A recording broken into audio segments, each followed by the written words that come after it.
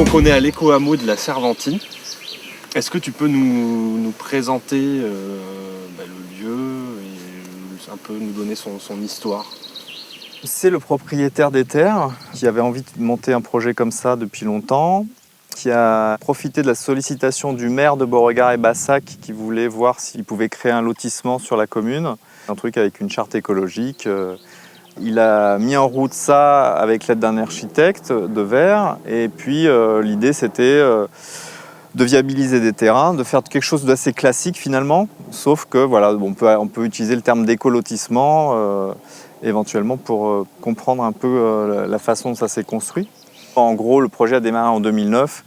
Les premiers habitants ont commencé à s'installer, à construire vers 2011, si mes souvenirs sont bons. Maintenant, toutes les parcelles sont achetées ou réservées et dans les mois qui viennent, il y a des projets qui sont en cours de construction. Donc il y a encore des choses établies et encore tout à construire collectivement aussi. Enfin, des choses qui sont déjà faites, par exemple le jardin qui a déjà bien démarré, etc.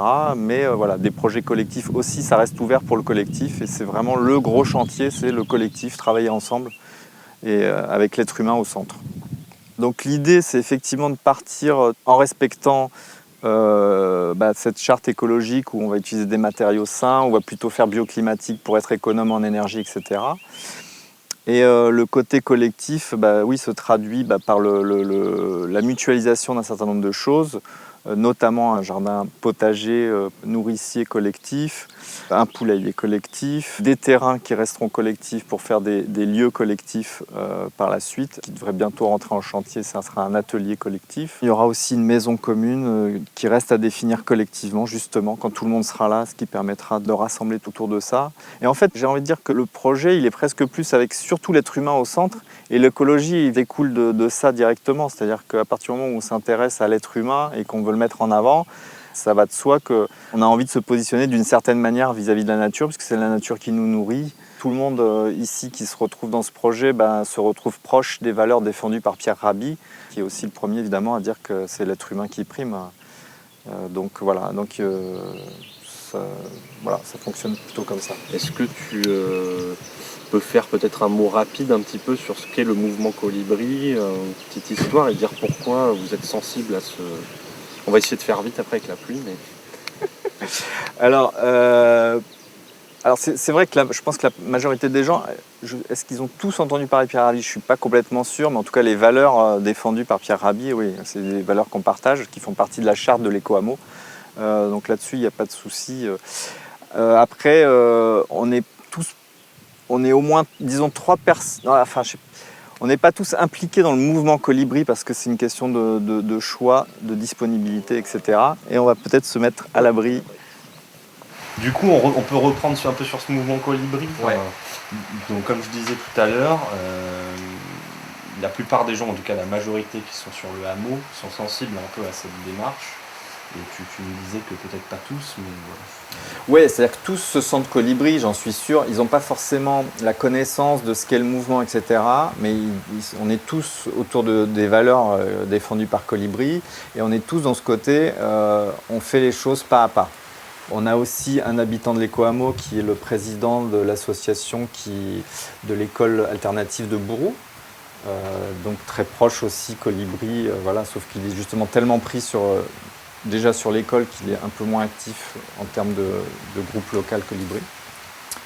Mais c'est présent.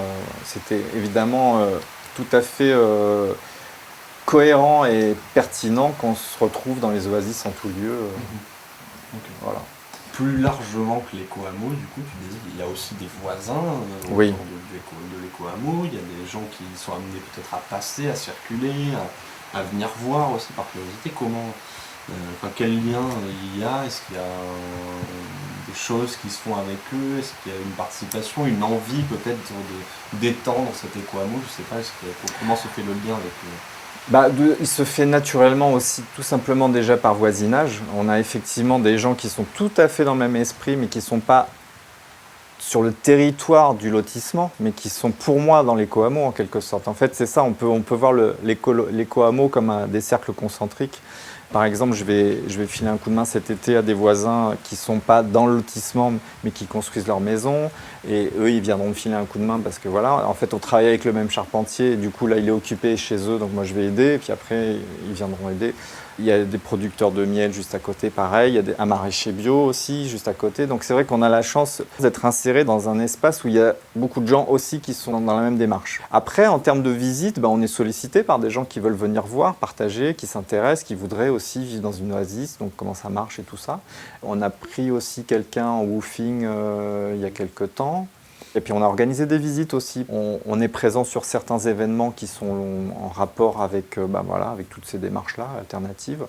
Et du coup, on présente l'Ecoamo et on l'a fait à Alternatiba l'année dernière à Bergerac. Du coup, on avait pris la coordonnée des gens qui voulaient venir visiter. Puis on a organisé une visite quelques semaines après. Voilà.